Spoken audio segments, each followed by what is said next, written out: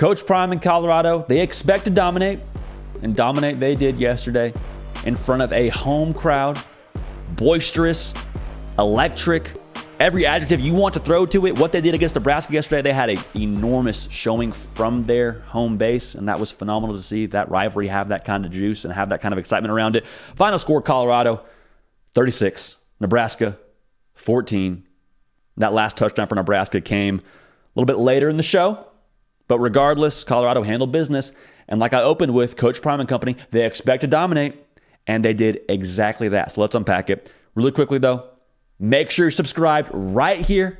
We talk college football every single day on the On3 YouTube channel. We're live 3 times a week is the hard count. Tuesday, Wednesday, Thursday, 11 a.m. Eastern, baby. We'd love to have y'all here. Follow me on the socials, on Twitter.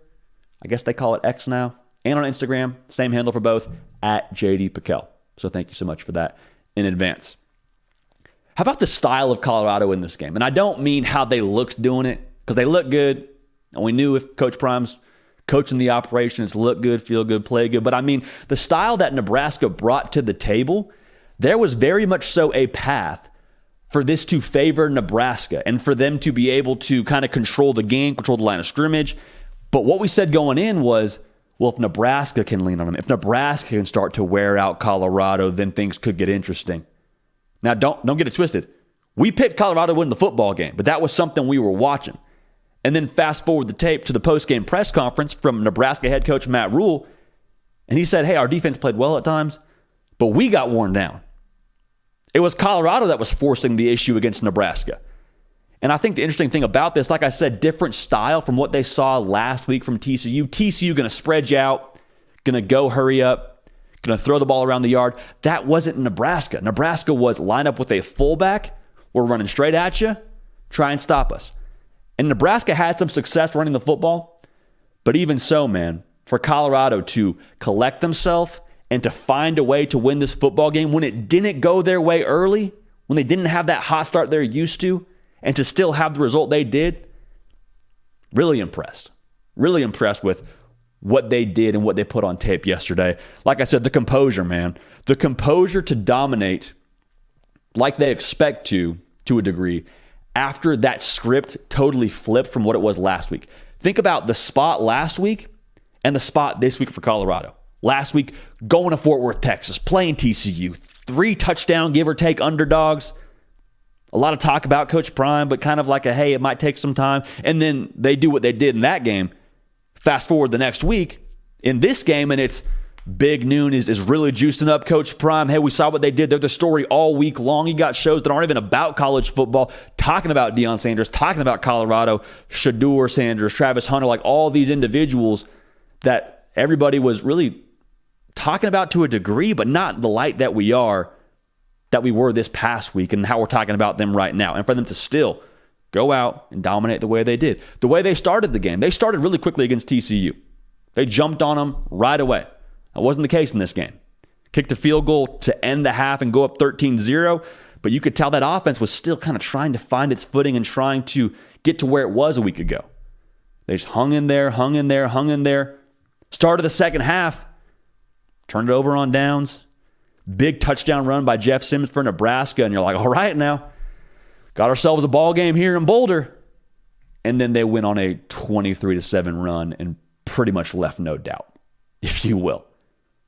That's phenomenal to have a response mechanism like that, but even deeper, man, that's leadership. And I'm not just talking about leadership from a coaching staff, because Coach Prime, obviously, that's his job to lead this football team. But you don't have that kind of response if you don't have leadership within that locker room. And I think for a lot of people, that was the question going into this situation. Hey, coach, 80 new players. It's tough to mesh with a few new players, let alone 80 new players. How's that leadership going to sort of find its way into that whole system? How is that going to mesh?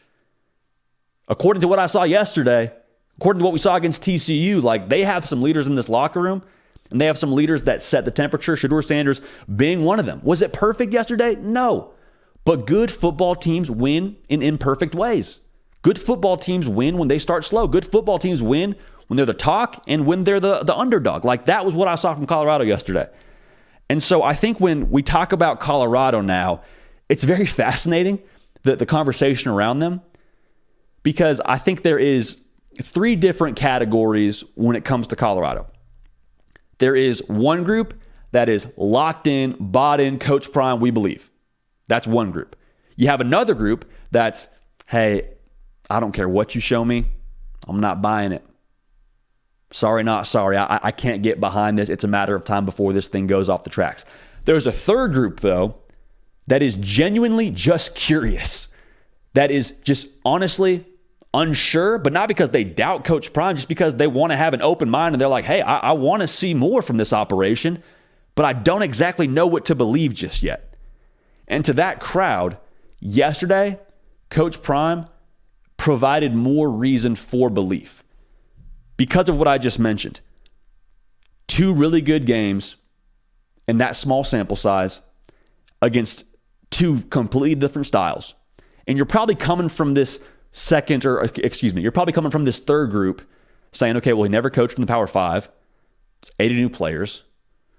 It's not like, a lot of these guys I know their names of in a FBS context. Like, help me understand this. And from what I saw yesterday, to have that game look so different, to have the opponent look so different in style, and to still have that result, I think that continues to pile up evidence in favor of the belief camp. So I'm so excited to see what Colorado does going forward. They got College Game Day coming to town this upcoming weekend. That's going to be phenomenal. I got that game September 30th circled against USC. That's going to be a really, really good litmus test for what Colorado is going forward. But at this point in time, man, Colorado just dominating whoever's in front of them 2 weeks in a row. I know the first week there was some dramatic, but the offense was dominant. Don't get it twisted there. And Colorado handled business at home as the momentum continues to grow for Coach Prime and company. Make sure you're subscribed. College football every single day. Again, live show. Don't want y'all to miss it. Set your calendars. Tuesday, Wednesday, Thursday, 11 a.m. Eastern, right here on the On3 YouTube channel. The Hard Count will be live in living color. We appreciate y'all. We love y'all. We're going to keep this party rolling. We will see y'all next time. Hey, y'all. Thanks so much for watching. Subscribe to the channel here to make sure you don't miss an episode of The Hard Count. Also, be sure to check out other videos on the On3 YouTube channel.